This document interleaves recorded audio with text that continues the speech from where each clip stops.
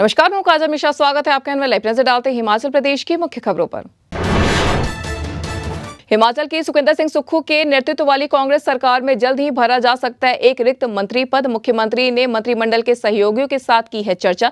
किसी पुरुष विधायक को मिलता है मंत्री का पद या उपचुनाव में जीती महिला विधायकों को यह देखना होगा दिलचस्प। इसके अलावा सार्वजनिक उपक्रमों में कांग्रेस के वरिष्ठ नेताओं की भी होगी ताजपोशी। सीएम सुक्खू ने दिया बयान कि हिमाचल सरकार राज्य में शुरू करने जा रही है मुख्यमंत्री सुख शिक्षा योजना के तहत असहाय माता पिता के बच्चों की शिक्षा, स्वास्थ्य और पोषण के लिए हर माह सरकार 1000 रुपए देगी अनुदान। इससे विधवा, बेसहारा, तलाकशुदा महिला और विकलांग माता पिता को उनके बच्चों की शिक्षा के लिए मिलेगी वित्तीय मदद। इसके अलावा उच्च शिक्षा, डिप्लोमा या व्यावसायिक पाठ्यक्रमों में प्रवेश के लिए बच्चों को ट्यूशन और छात्रावास के लिए भी सरकार देगी वित्तीय सहायता। हिमाचल प्रदेश के सरकारी स्कूलों में वोकेशनल सब्जेक्ट पढ़ा रहे टीचरों को नौकरी से निकालने की मिल रही है धमकियां। वोकेशनल टीचर एसोसिएशन के अध्यक्ष अश्विनी कुमार ने दी जानकारी कि सेवा प्रदाता कंपनियां टीचरों पर डाल रही है दबाव। उन्होंने कहा कि यदि उनकी मांगे की नहीं जाती है पूरी तो वोकेशनल टीचर जारी रखेंगे अपनी हड़ताल। हिमाचल प्रदेश हाईकोर्ट ने गौशाला में पशुओं के मारे जाने पर कड़ा संज्ञान लेते हुए कहा कि सरकार लावारिस पशुओं की दुर्दशा रोकने के लिए करे कुछ नेक काम। अदालत ने कहा कि गौमाता के नाम पर न की जाए राजनीति। अब डिजिटल जीवन प्रमाण पत्र बनवाने के लिए पेंशन भोगियों को किसी भी प्रकार के कागजात प्रस्तुत करने की नहीं होगी आवश्यकता। पेंशनर घर पर आसानी से बनवा सकेंगे अपना जीवन प्रमाण पत्र। डाकिया घर पर ही पेंशनरों के चेहरे और उंगलियों को स्कैन कर बनाएगा डिजिटल जीवन प्रमाण पत्र। पेंशनर को महज आधार संख्या और पेंशन का देना होगा विवरण।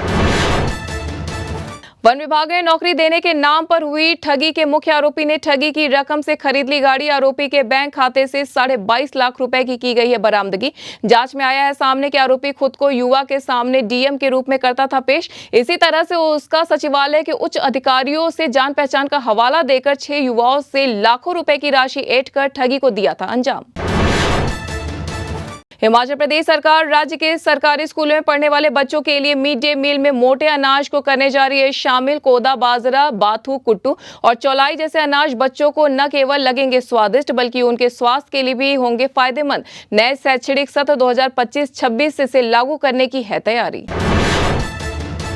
प्रदेश के राशन डिपुओं में उपभोक्ताओं को नहीं मिल रहा है आवश्यक वस्तुएं। राशन डिपुओं में नहीं मिल रहा है सरसों का तेल और दाल। बताया जा रहा है कि राशन डिपुओं में मिलने वाले सरसों के तेल और दालों के टेंडर न होने के कारण प्रभावित हुई है सप्लाई। गौर हो कि राशन डिपुओं में सरसों का तेल और दालें न मिलने से लोगों को दुकानों से महंगे दाम पर लेना पड़ रहा है राशन।